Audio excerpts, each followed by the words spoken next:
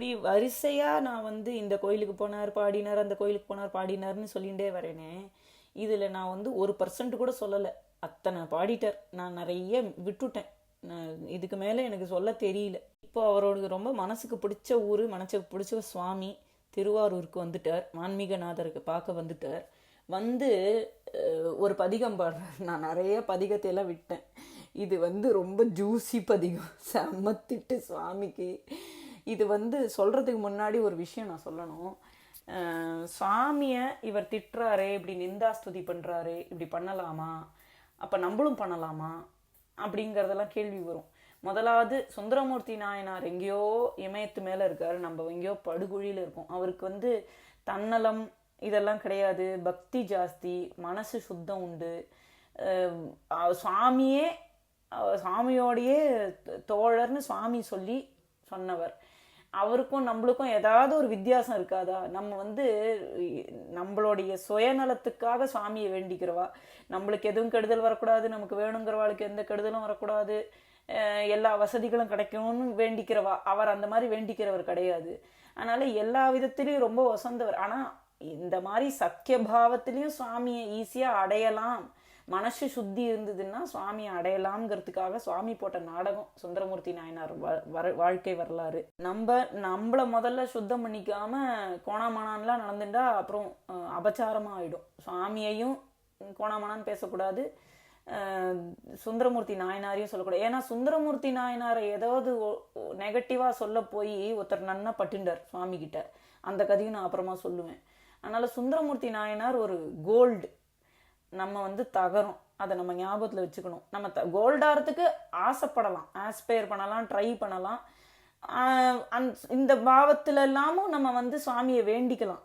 But ஜாக்கிரதையாக மனசை க்ளீனாக வச்சுண்டு நம்ம என்ன வேணால் செய்யலாம். ஔவையார் சொல்கிற மாதிரி காண மயிலாட கண்டிருந்த வான்கோழி தானும் அதுவாக பாவித்து தானும் தன் பொல்லா சிறகை விரித்தாடினார் போலுமே கல்லாதான் கற்ற கவின்னு. ஒரு அழகான மயில் டான்ஸ் ஆடுறதை பார்த்துட்டு வான்கோழி இவன் மட்டும் என்ன ஆடுறது, நான் ஆடுறேன் பேர் ஆட்டம் அப்படின்னு சொல்லி அதை ஆடித்தான். அதை பார்க்க நன்னாவா இருக்குது அப்படின்னு சொல்லி படிக்காதவா நன்னா படித்தவா பாடுற கவியை பார்த்து காப்பி அடிக்க ட்ரை பண்ணால் இப்படி தான் ஆகும் அப்படின்னு ஔவையார் சொன்னது. இது எதுக்கு சொல்கிறேன், இந்த மீளா அடிமை வந்து ஒரு ஒரு சூப்பர் தேவாரம். ஆனால் கொணாமணன் ரொம்ப திட்டிருப்பார். அது கேட்கறதுக்கு வந்து என்ன இருந்தாலும் வந்து ஒரு ஆச்சரியம், எனக்கு ஒரு அதிசயம். இப்படி கூட சுவாமியை வேண்டிப்பாளா, அந்த சுவாமி அதுக்கு இப்படி இறங்கி அனுகிரகம் பண்ணியிருக்காரு. எப்படிப்பட்ட கருணை கடலாக இருக்கணும், பரம தயாளுவாக இருக்கணும் நம்ம சுவாமி, பக்த வத்சலனாக இருக்கணும் நம்ம சுவாமி. எவ்வளோ சுலபமாக கிடைக்கக்கூடிய சுவாமி. நம்ம மனசு சுத்தியோட பக்தியோட வேண்டிண்டா எவ்வளோலாம் நம்மளுக்கு அனுகிரகம் பண்ணுவா அப்படின்னு தெரியக்கூடிய தேவாரம் எனக்கு, என்னை பொறுத்த வரைக்கும். சுந்தரமூர்த்தி நாயனார் இப்போ திருவாரூருக்கு போயிட்டார், சுவாமி முன்னாடி போயிட்டார். சுவாமியை ஒரு கண்ணால் பார்க்குற சுவாமி சிரித்த மந்தஹாசத்தோட நன்னா உட்காந்துருக்கார், தம்பதி சமேதரா அழகாக உட்காந்துருக்கார்.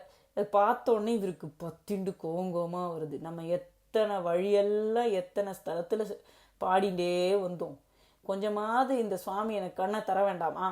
இந்த உலகத்துக்கே சுவாமி இல்லையா இவர்? என்ன வேணால் இவரால் பண்ண முடியுமே, இவர் பண்ணலாமே இப்போன்னு இவருக்கு கோபமான கோபம். நான் இத்தனை பாட்டு பாடினேன், ஏன் இன்னும் தரல கண்ணன்னு சொல்லி எரிச்சல் வந்து இந்த பாட்டை பாடுறார். மீளா அடிமை உமக்கே ஆளாய் பிறரை வேண்டாதே, மூளா தீப்போல் உள்ளே கனன்று முகத்தால் மிக வாடி ஆளாயிருக்கும் அடியார் தங்கள் அல்லல் சொன்னக்கால் வாழாங்கிருப்பீர் திருவாரூரீர் வாழ்ந்து போதீரே அப்படின்னு அவர் சொல்கிறார். மீளா அடிமை, இந்த ஃபஸ்ட்டு 2 வார்த்தைகளே வந்து அவருடைய வாழ்க்கை. மீளாத அடிமை அவர் சுவாமிக்கு. அது வந்து சந்தேகமே கிடையாது, துளி கூட.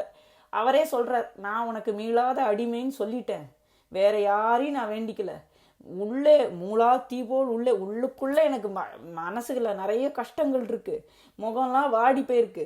அப்படியே நான் சங்கடமாக முன்னாடி வந்தேன்னா ஒன்றுமே பண்ணாமல் என்னோட சங்கடத்தை எல்லாம் சொல்கிறேன், அப்போ கூட ஒன்றும் பண்ணாமல் சிரிச்சுன்னு மந்தஹாசத்தோட சிரிச்சுன்னு இருங்கோ, நன்னா இருங்கப்பா நன்னா இருங்கோ அப்படின்னு திட்டுறார் சாமியை. சினிமாலெல்லாம் சொல்லுவானே, நீலாம் நல்லா வரணும் மச்சி அப்படின்னு, நீலாம் நல்லா வரணும் அப்படின்னு, அது மாதிரி திட்டுறார், கடுப்போட திட்டுறார்.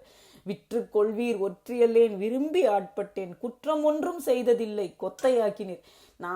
உங்களுக்கு அடிமை நான், நீங்க வேணும்னா என்னை வித்துக்கலாம், நான் உங்களுடைய ஆளு, நான் விரும்பி உங்கள்கிட்ட ஆட்பட்டேன், உங்களுக்கு நான் ஏதோ வர பிடிக்காதவனை இழுத்து நீங்க அடிமையாக்கிக்கல, நானே விரும்பி தான் உங்களுக்கு அடிமையானேன்.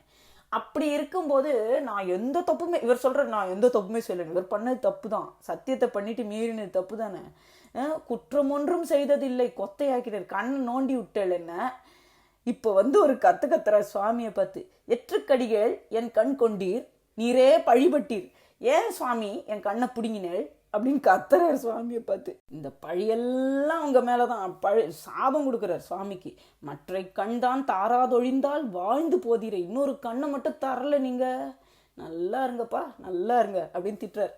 அன்றில் முட்டாதடையும் சோலை ஆரூரகத்தீரே, கன்று முட்டி உண்ண சுரந்த காலி அவை போல என்றும் முட்டா பாடும் அடியார் தங்கண் காணாது குன்றில் முட்டி குழியில் விழுந்தால் அது என்னைக்குமே விடாத ஒரு கண்ணுக்குட்டி அவள் அம்மா கிட்ட போய் கொஞ்சி கொஞ்சி முட்டி முட்டி பால் குடிக்கிற மாதிரி டெய்லி உங்களை கொஞ்சி கொஞ்சி உங்களை சுவாமியை வேண்டிண்டு உங்கள்கிட்டேருந்து நிறைய நல்லதெல்லாம் நான் பெற்றிருக்கேன், நான் இல்லைன்னு சொல்லலை, அப்படி என்னைக்குமே விடாம பாடுற என்றும் முட்டா அடியார். இவர் யாரோ ஒரு தேர்ட் பர்சனை பத்தி சொல்ற மாதிரி சொல்றார், தன்னை பத்தி நேரா சொல்லாம, என்றும் முட்டா அடியார், யாரோ ஒரு அடியாரை பத்தி சொல்ற மாதிரி, தன் கண் காணாது, திடீர்னு கண்ணு காணாம குன்றில் முட்டி, மலையில போய் முட்டிண்டு குழியில விழுந்து நாங்க செத்து போறோம், நீங்க நன்னா இருங்கப்பா, நன்னா இருங்கோ அப்படின்னு சொல்றாரு. துருத்தி உறைவீர் பழனம் பதியா சோற்று துறையாழ்வீர், இருக்கை திருவாரூரே உடையீர் மனமே என வேண்டா, நீங்க இந்த உலகத்துக்கெல்லாம் ராஜாவா இருக்கேள், பூந்துருத்தியில இருக்கேள், திருப்பழனத்துல இருக்கேள், சோற்றுத்துறையில இருக்கேள், எல்லாத்தையும் நீங்க தான் ராஜாவா இருந்து ஆள்றேள், திருவாரூர் தான் உங்களுடைய இருக்கை, அதுதான் உங்களுடைய சீட், இங்க இருந்துட்டு எல்லாத்தையும் கவனிச்சுட்டு இருக்கேள், என்னுடைய அன்பர்களோட மனமே தான் எனக்கு பெரிய சிம்மாசனம்னு சொல்லி நாடகம் படாதீங்கன்னு இவர் சொல்றார் சுவாமி கிட்ட. உங்கள்கிட்ட நாங்கள் கெஞ்சி எங்களோட கஷ்டத்தை சொன்னா நீக்கு பொறுமையாரு, அடுத்த ஜென்மத்தில் உனக்கு நல்லது பண்றேன்னு சொன்னா அப்புறம் என்ன அர்த்தம், நன்னா இருங்கோ நீங்க நன்னா இருங்கோ அப்படின்னு திட்டுறாரு. இப்போ உடனே சடன்னா சிவாஜி மாதிரி ஓவரா ஆக்ட் பண்றாரு சுந்தரமூர்த்தி நாயனார். ஒரு கண்ணு தெரியறது, எதிர்க்க சுவாமி இருக்கார் தெரியறது, சிரிச்சுன்னு உட்காந்துருக்காரு தெரியறது. சடனா கேட்குறாரு, செந்தன் பவளன் திகழும் சோலை இதுவோ திருவாரூர், அப்பா சாமி இதுவா திருவாரூராப்பா, எனக்கே கண்ணே தெரியலையேப்பான்னு சிவாஜி மாதிரி ஓவர ஆக்டிங் பண்றார். எந்த மடிகள் இதுவே யாமாறு உமக்கு ஆட்பட்டோர்க்கு சந்தம் பலவும் பாடுமடியார் தன் கண் காணாது வந்தெம் பெருமான் முறையோ என்றால் வாழ்ந்து. சுவாமி இது முறையா அப்படின்னு கேட்டா நீங்க பேசாமையே சிரிச்சுட்டு இருக்கேளே, நன்னா இருங்கோப்பா நன்னா இருங்கோ வாழ்ந்து போதீரே அப்படின்றார். சொல்றார், கழியாய் கடலாய் கனலாய் நிலனாய் கலந்த சொல்லாகி எல்லாமாகி இருக்காராம் சுவாமி.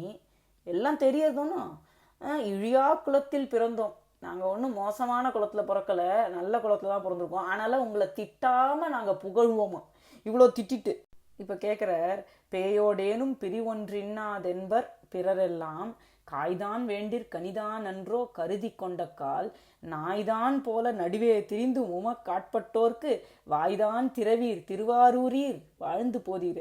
அவர் சொல்றார், ஒருத்தன் ஒரு பேயோடையே ஃப்ரெண்ட்ஷிப் பண்ணிட்டான்னு வச்சுக்கோ, அப்படி பண்ணிட்டாலும் என்னானாலும் ஃப்ரெண்டாச்சே, அதுக்காக இந்த பேயோடையே சந்தோஷமா எப்படி இருக்க முடியுமோ இருந்துட்டு இருக்கிறது, அந்த பேய்க்கு எல்லா ஹெல்ப்பும் பண்றது, இதெல்லாம் பண்ணத்தான் வேணும்.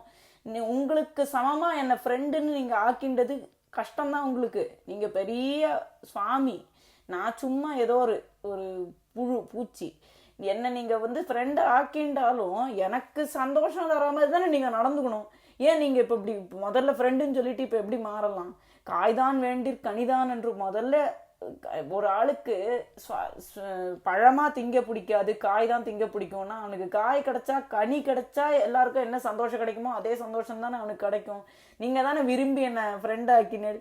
உங்க முன்னாடி நீங்க ஜம்முன்னு சபையில உட்காந்துருக்கேன் சிரிச்சுண்டு, உங்க முன்னாடி நாய் மாதிரி நான் நடுவே அலைஞ்சு திரிஞ்சு லொல்னு குலைச்சிட்டு இருக்கேன், வாயே திறக்காம சிரிச்சுன்னு இருங்கோப்பா நன்னா இருங்கோன்னு திட்டுறார். இப்படி பாட்டு பாடி திட்டி சுவாமிய கடைசியில காரூர் கண்ட தென்தோள் முக்கண் கலைகள் பலவாகி ஆரூர் திருமூலட்டானத்தே அடிப்பேர் ஆரூரன் பாரூர் அறிய என் கண் கொண்டீர். உலகம் எல்லாம் தெரிஞ்சுன்றது, நீங்க என் கண்ணை பறிச்சுட்டேன்னு தெரிஞ்சுட்டா போச்சு, நீரே பழிபட்டீர், வாரூர் முலையாள் பாகம் கொண்டீர், வாழ்ந்து போதீர், நன்னா இருங்கோ அப்படின்னு திட்டுறார். கடைசியில் சுவாமி எல்லா திட்டையும் வாங்கிட்டு சிரிச்சுட்டே உட்காந்துட்டு, இவன் இப்படி சொன்னாதான் எனக்கு சந்தோஷம் அப்படிங்கிற மாதிரி கண்ணை உடனே கொடுத்துட்றார். இதெல்லாம் நடந்த உடனே விட்டுறாரா? உடனே சுந்தரமூர்த்தி சொல்கிறார், இப்போ நான் எப்படி பறவையோட ஆற்றுக்கு போவேன், பறவை என்னை சேர்த்துக்க மாட்டாளே, அதுக்கு ஏதாவது ஒரு வழி பண்ணுங்கோ அப்படின்னு சொல்கிறார் சுவாமி கிட்ட போய். ஏன்னா பறவை நாச்சியார் இவர் ஊருக்குள்ளே வந்திருக்காருன்னு எல்லாரும் சொன்ன உடனே இனிமே அவர் பேரை சொல்லிண்டு அவர் பாவம் கண்ணு தெரியாமல் வரார், சிரமப்படுறார், அது இதுன்னு எல்லாரும் சொல்லியிருக்கா. அவர் இப்படி கஷ்டப்படுறார், இப்படி பண்ணுறார், அப்படி பண்ணுறாரு சொல்லிட்டு என்கிட்ட தூது வந்தேள், நான் செத்து போயிடுவேன், எங்கிட்ட யாரும் வராதிங்கன்னு சொல்லி மிரட்டி வச்சிருக்கா. அதனால எல்லாரும் ஊரில் பெரியவா எல்லாரும் பயந்துட்டு விசாமியே இருக்கா. அப்போ இவர் யாரும் போகமாட்டா பறவைக்கிட்ட. அதனால இவர் நேராக சாமிகிட்ட தான் கேட்பார், வேற யாரையும் கேட்கவும் மாட்டார். அதனால சுவாமி கிட்ட இப்போ நான் என்ன பண்ணுறது, எனக்கு ஏதாவது ஒரு ஏற்பாடு பண்ணுங்கோ, நான் பறவையாத்துக்கு போகணும் அப்படின்னு சொல்கிறார். உடனே சுவாமி சரி நீ கவலைப்படாத, நான் பார்த்துக்கிறேன், நீ சீத்தை இங்கிரு அப்படின்னு சொல்லிட்டு ஒரு வயசான பிராமண வேஷம் போட்டுண்டு போய் ராத்திரி கதவை தட்டுறார். பறவை அவளோட வீடு இந்த நாட்டியம் ஆடுறவா தேவதாசிகள் இருக்கிற வீட்டில் இருக்கா. அங்கே ஒரு பிராமணர் ராத்திரி கதவை தட்டின உடனே அவ கதவை திறக்கிறா. யாரோ வயசான பிராமணர் கதவை தட்டுறாரு, ஏதோ பிக்ஷைக்காக வந்திருக்காரு போல இருக்கு பாவம் அப்படின்னு சொல்லி என்ன சுவாமி வேணும்னு கேட்குறா. உடனே இவர் சொல்கிறார், சுந்தரத்தை நீ சண்டை போடாத, நீ அவனை ஏற்றுக்கோ, பாவம் அவன் அவனே கஷ்டப்பட்டுன்னு வந்திருக்கான்லாம் ரொம்ப ரெக்கமெண்ட் பண்ணுறார். இங்கே பாருங்கோ, அவரை பற்றி பேசிட்டு வரதா இருந்தால் வரவே வேண்டாம், நீங்கள் போங்கோன்னு சொல்லி அமுச்சுட்றா. உடனே சுவாமி என்ன பண்ணுறார், திரும்பி போய் சுந்தரமூர்த்தி கிட்ட சொல்கிறார், சுந்தரம் நான் போய் சொன்னேன், அவன் கேட்கல அப்படின்னு. இவர் சுந்தரமூர்த்திக்கு பயங்கர கோவம் வருது. என்ன இந்த உலகத்தையே நடத்துகிற சுவாமி நீங்கள் சொல்லி ஒன்று நடக்கலைன்னா என்ன அர்த்தம், நீங்கள் சொல்லுங்க, போய் நீங்கள் சொல்லி சேருங்க எங்களைன்னு சொல்லி சண்டை பிடிக்கிறார் சுவாமி கிட்ட. உங்களால் முடியாதது கூட உண்டா சுவாமி, நீங்கள் பண்ணுங்க ப்ளீஸ்ன்னு அவர் காலில் விழறார். உடனே சுவாமி என்ன பண்ணுறார், தோழனுக்காக கால் தோய தன்னுடைய கைலாசத்தில் தான் இருக்கிற கோலத்திலேயே தானும் உமையும் கணங்களும் எல்லாரும் புடைசூழ அந்த நாட்டியக்காரிகள் இருக்கிற தெருவுக்கு போய் பறவையோட கதவை தட்டி, பறவை கதவை திறந்து அப்படியே அந்தமிட்டு பேசாமல் உட்காந்துடுறா. கதவை திறந்த பறவை கிட்ட சுந்தரத்தோட சேர்ந்து வாழுன்னு சொல்லி சேர்த்து வைக்கிறார் சுவாமி. யாரு, எந்த சுவாமி? பெண் சுமந்த பாகத்தன் பெம்மான் பெருந்துரையான் விண் சுமந்த கீர்த்தி வியன் மண்டலத்தீசன் கண் சுமந்த நெற்றிக் கடவுள். இந்த சுவாமியோட புகழை இந்த பிரபஞ்சமெல்லாம் எப்பவும் பாடிண்டே இருக்கான். அப்படிப்பட்ட சுவாமி அவர் அவ்வியன் மண்டலத்து ஈசன், இந்த வியக்கக்கூடிய மண்டலங்களையெல்லாம் உண்டாக்கி நடத்துகிற சுவாமி. அவர் பக்தருக்காக தன் காலால் நடந்து தூது போய் எவ்வளோ எவ்வளோ பரம தயாளுவாக இருக்கணும் நம்ம சுவாமி. நம்ம மகாபெரிவா சொல்லுவா, எப்போ ஒருத்தன் மனசு சுத்தியோட சுவாமி அடையணும்னு நினச்சி ஒரு அடி எடுத்து வைக்கிறானோ, சுவாமி எதிர்பக்கத்துலேருந்து கோடி அடி எடுத்து வச்சு ஓடி வராலும். சுந்தரமூர்த்தி பறவையோட சந்தோஷமாக அங்கே இருக்கார். அப்படி அங்கே இருந்துட்டு இருக்கிறதே இந்த சமாச்சாரம்லாம் கேள்விப்பட்ட இன்னொரு நாயனார் பக்கத்து ஊரில் இருக்கிற ஏயர்கோன் கலிக்காம நாயனார், அவர் என்ன பண்ணுறார், இதை கேட்டுட்டு சரியான கோபம் வந்துடுது அவருக்கு. என்ன பண்ணினா, டான்ஸ் ஆடுற வீட்டுக்கு போய் எங்கள் சுவாமியை காலால் நடந்து தூது அமிச்சானா அவன் பொண்டாட்டிக்கிட்ட. அவன் சத்தியம் பண்ணி கண்ணன் எழுந்துனானா சுவாமியை போய் திட்டுறானா சொல்லி சுந்தரமூர்த்தி நாயனாரை மனான் திட்டி கோபம் அவருக்கு நியாயமான கோபம் நம்மளுக்கெல்லாமும் தோணும். ஆனால் அந்த மாதிரி நினைக்கப்படாது. ஏன்னா அது சுவாமியை விடையா நம்ம பெரிய ஆள், சுவாமிக்கு அது தெரியாதா? சுவாமி தெரிஞ்சே தானே அவருக்கு அனுகிரகம் பண்ணுறார். அப்போ என்னமோ ஒன்று இருக்கத்தானே இருக்கணும். அந்த நம்பிக்கை நம்மளுக்கு வேணும் இல்லை? சுவாமியவா நம்ம காப்பாற்ற முடியும், சுவாமி தான் நம்மளை காப்பாற்ற முடியும். ஏர்கோன் கலிக்காம நாயனார் சாதாரணமாக ரொம்ப ரொம்ப பக்தி ஸ்ரத்தையாக இருக்கக்கூடியவர், எல்லா அடியவர்கள் மேலேயும் அளவற்ற பக்தி கொண்டவர். ஆனால் தான் ஒரு சுவாமியை ஒரு முழு முதல் கடவுளாக நினச்சி வழிபடும்போது அந்த சுவாமியை இன்னொருத்தர் இப்படி தூதுவர் மாதிரி இப்படிலாம் யூஸ் பண்ணுறாருன்னு அவருக்கு ரொம்ப வருத்தம். ஆனால் இவருடைய பக்தி தாசிய பாவத்து பக்தி, அவர் பண்ணுறது சக்கிய பாவத்தில்.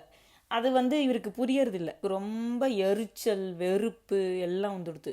இவரெல்லாம் ஒரு தொண்டரா, என்னால் இதை காதால் கேட்கக்கூட முடியலையே, இப்படி பண்ணுறானா இந்த ஆரூரன், என் முன்னால் வந்ததுன்னா என்ன செய்வேன்னு எனக்கே தெரியாது அப்படின்னு சொல்லி கத்த ஆரம்பித்தார். இவர் சொல்கிற சமாச்சாரம்லாம் நம்ம சுந்தரமூர்த்தி நாயனார் காதில் போய் விழுந்தது. அவர் என்ன பண்ணார், சாமிக்கிட்ட போய் தொழுது, நான் பண்ணின அபச்சாரமாக நான் பண்ணின நடந்துக்கிறது எல்லாத்தையும் ஒரு அடியார் நினச்சி வருத்தப்படுறாரு, எனக்கு அது ரொம்ப வருத்தமாக இருக்குது, இன்னொரு அடியார் மனசு வருத்தப்பட்டா என்னால் பொறுக்க முடியலன்னு ரொம்ப மன்னிப்பு கேட்கணும் அப்படின்னு சொல்லி வருத்தப்படுறார். சாமிக்கு மூர்த்தி நாயனாரும் வேணும், அந்த கலிக்காமரும் வேணும். சாமியே அன்பு மயமானவர் அப்படின்னு சொல்கிறா. அன்பும் சிவமும் இரண்டென்பார் அறிவிலார். இப்போ சுந்தரமூர்த்தி நாயனார் வெறுப்புக்கு இடம் கொடுக்கல, ஆனால் கலிக்காமர் வெறுப்புக்கு இடம் கொடுத்துட்டார், அன்பில்லாமல் ஆயிட்டார். அது தப்பு. அதனால் சுவாமி என்ன பண்ணுறா, இவருக்கு ஒரு பாடத்தை கற்பிக்கலாம் அப்படின்னு சொல்லிட்டு கலிக்காமருக்கு சூளை நோயை கொடுத்துட்றா. நம்ம திருநாவுக்கரசருக்கு என்ன வந்ததோ அதே தான். சூளை நோய், அல்சர், வயிற்று வலி வலி வலி வலி துடிக்கிறார். கனவுல சுவாமி கலிக்காமா, உன்னுடைய வயிற்று வலி தீரணும்னா சுந்தரமூர்த்தி விபூதி கொடுத்தான்னா உன்னோட வயிற்று வலி தீரும், அவன் தான் உன்னோட வயிற்று வலி தீர்க்கக்கூடியவன், அவனை நீ கூப்பிட்டு கேளுன்னு சொல்லிட்டார். அப்போது கலிக்காமர் அதை கேட்டுட்டு, சுந்தரமூர்த்தி தான் என் வலி தீரணும்னா அந்த வலி தீரவே வேண்டியதில்லை, நான் இப்படியே சாகிறேன் அப்படின்னு சத்தம் போட ஆரம்பித்தார் சுவாமிகிட்டேயே. சுவாமி என்ன பண்ணார், சுந்தரமூர்த்தி நாயனார்கிட்ட போய், சுந்தரம், கலிக்காமருக்கு தீராத வயிற்று வலி, இவர் சொல்கிறதையெல்லாம் அவர் கண்டுக்கவே இல்லை. சுவாமி நீ போய் அவனோட வலியை தீரு அப்படின்னு ஆர்டர் போட்டார். உடனே சுந்தரமூர்த்தி நாயனார் என்ன பண்ணார், சுவாமி சொன்னது தான் கரெக்டுன்னு நான் வரேன் அப்படின்னு சொல்லி அனுப்பிச்சிட்டார் கலிக்காமருக்கு. நான் இன்னைக்கு வரேன் உங்களை பார்க்கறதுக்குன்னு. கலிக்காமர் அதை கேட்டுட்டு வந்த கோவத்தில், இவனை நான் பார்க்குறதா, என் கண்ணால் கூட இவனை நான் பார்க்க மாட்டேன், இவனை பார்க்குறத விட நான் செத்து போகிறேன்னு சொல்லி ஒரு கத்தி எடுத்து வயத்தை குத்தி கிழிச்சுண்டு அப்படியே விழுந்து செத்து போயிடுறாரு. அந்த சமயம் பார்த்து சுந்தரமூர்த்தி நாயனார் ஆற்றுக்கு வர்றார். கலிக்காமரோட மனைவி என்ன பண்ணுறா, கதவை திறந்துட்டு, இவரை ஏதோ ஒரு ரூமில் கிடக்கார், அங்கே கதவை சாத்தி வச்சுட்டு சுந்தரமூர்த்திகளை வர சொல்லி அவளுக்கு எல்லா உபச்சாரமும் பண்ணி, ஏன்னா இவ்வளோ வசந்த சிவனடியார் வந்திருக்கார், நம்மளுடைய அழுது கிழுது எல்லாம் அவருடைய இதை நாசம் பண்ணக்கூடாது, அவருக்கு வேணுங்கிற உபச்சாரமெல்லாம் பண்ணி அமுச்சுடலாம் அப்படின்னு அவன் நினைக்கிறா. அவள் இத்தனை துக்கத்தில் இருக்கா, அதையெல்லாம் அடக்கிண்டு நடிக்கிறா, சாதாரணமாக இருக்கா மாதிரி. சுவாமிகள் கேட்குறாரு, எங்கே கலிக்காமரை காணும், நான் பார்க்கணும்னு சொல்லி கேட்குறாரு. அவர் தூங்குறாருன்னு சொல்லி விடுறா. தூங்குறாருன்னா இவர் போவே மாட்டேங்கிற, சுவாமி போட்டிருக்காளே ஆர்டர், இது உடம்ப சரியாக்கிட்டு தான் நீ வரணும்னு. அங்கேயே உட்காந்துருக்கார் சுந்தரமூர்த்திகள். என்னடா அது போக மாட்டேங்கிறாரேன்னு ஒய்ஃபுக்கு ஒரே வருத்தம். கலிக்காமரோட ஒய்ஃபு பார்த்துட்டே இருக்கா. இவரானா போகிறதில்ல, வெயிட் பண்ணிகிட்டே இருக்கார். என்னமோ ஒன்று சரியில்லைன்னு அவருக்கு தெரிஞ்சு போயிடுது. என்ன நடந்தது சொல்லுங்கோ அப்படின்னு கேட்டால் அவளுக்கு துக்கம் பொங்கி வந்துடுறது, என்ன செய்யறதுன்னு தெரியல. சரின்னு சொல்லிவிடுறா, இந்த மாதிரி அவர் தன்னையே குத்தின்ட்டு கீழே விழுந்துட்டார் அப்படின்னு சொல்லி ரொம்ப வருத்தத்தில் அழறா. சுந்தரமூர்த்தி சுவாமிகளுக்கு ரொம்ப வருத்தமாயிடுறது. என் மேலே பட்ட கோவத்தினாலேயா இப்படி போயிட்டார் ஒரு நல்ல அடியார், சுவாமியோடைய பக்தர் இப்படி போயிட்டாரே, என்னால் இப்படி ஆயிடுதேன்னு ரொம்ப வருத்தமாயிடுறது. அவர் ஒரு ராஜா மாதிரி தான் எப்போவுமே ட்ரெஸ் பண்ணிப்பார். அவர் கையில் உடைவாளெல்லாம் இருக்கும். அவர் உடைவாளை எடுத்து தன்னை வயிற்றையே குத்திக்க போகிறார், அவர் போன இடத்துக்கே நானும் போகிறேன் அப்படின்னு. சுந்தரமூர்த்திகளுக்கு இப்படிலாம் நடக்க சுவாமி விடுவாளா? உடனே கலிக்காமரை உடம்பு சரியாக்கி எழுந்திருக்க வச்சுட்டா. இன்னும் முழிச்ச கலிக்காமர் ஆரூரோட கையை பிடிச்சி, நான் தப்பு பண்ணிட்டேன், ரொம்ப வருத்தப்படுறேன், உங்களுடைய பெருமை எனக்கு தெரியாமல் போயிடுத்துன்னு ரொம்ப துக்கப்படுற, நான் மன்னிச்சுடுங்கோ, நீங்கள் எவ்வளோ பெரிய பக்தராக இருக்கணும், எனக்கு உங்களை புரிஞ்சுக்க முடியலன்னு வருத்தப்படுறார். அதுக்கப்புறம் ரொம்ப வருஷம் கையேற்கோன் கலிக்காமர் தொடர்ந்து சுவாமி திருப்பணி பண்ணி ரொம்ப வயசாயிட்டு தான் போனார்.